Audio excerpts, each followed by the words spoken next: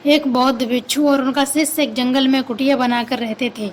बौद्ध भिक्षु अब बूढ़े हो चुके थे, उनका शिष्य अभी जवान था। बूढ़े बौद्ध भिक्षु एक बहुत बड़े ज्ञानी व्यक्ति थे। जब वे ध्यान करने बैठते तो दो दो दिनों तक ध्यान ही करते रहते। उस बूढ़े बौद्ध भिक्षु के पास बहुत ही अनोखी शक्ति थी। वे ध्यान की अवस्था में भविष्य को भी देख सकते थे। एक दिन जब वो ध्यान कर रहे थे तो उन्होंने देखा कि 8 से 8वें दिन उनके युवक शिष्य की मृत्यु हो जाएगी।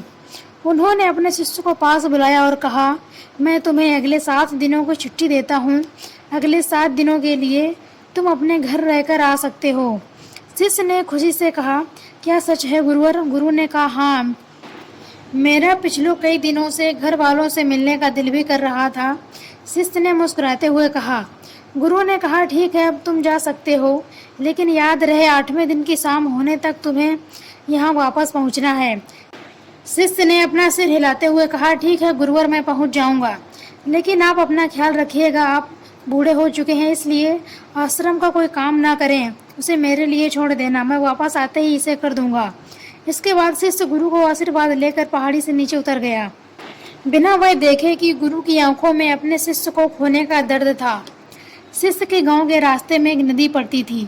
उस नदी के किनारे चींटियों का एक झील था, जहां लाखों चींटियां थीं। उनमें से कुछ चींटियां लगातार झील के अंदर जा रही थीं और कुछ चींटियां बाहर आ रही थीं, जिनमें से कुछ चींटियां एक दूसरे से टकरा जाती हैं और अपना रास्ता बदलकर चलती हैं। यह सब देखकर उस शिष्य को बड़ा आनंद आ रहा था, तो शिष्य वहीं खड़ा होकर कुछ देर उन चींटियों को देखता रहा। फिर उसका ध्यान अचानक नदी की तरफ गया। उसने देखा कि नदी का पानी धीरे धीरे बढ़ रहा है, जिससे उठने वाली लहरों से चींटियों के होल के पास तक पहुंच सकती हैं, जिसकी वजह से वो लाखों चींटियां बेवजह मारी जाएंगी। यह सोचकर उसने अपने कपड़े उतारे और चींटियों के होल के चारों तरफ मिट्टी की घेरी की तरह बना दिया। साथ ही उसने बड़े कलात्मक तरीके से मिट्टी को काटकर नाली बना दी, ताकि लहरों से आने वाला पानी नाली के माध्यम से वापस नदी में चला जाए। इसके बाद वह नदी पार करके अपने घर चला गया। घर पहुंचने के बाद उसके 8 दिन कब बीत गए उसे पता ही नहीं चला। 8वें दिन याद आया, 8वें दिन शाम तक आश्रम में लौटना है, गुरु ने आदेश दिया था। उसने उस रात आश्रम के लिए निकलने हेतु सारी तैयारी कर ली थी। सुबह होते ही वह आश्रम के लिए निकल पड़ा।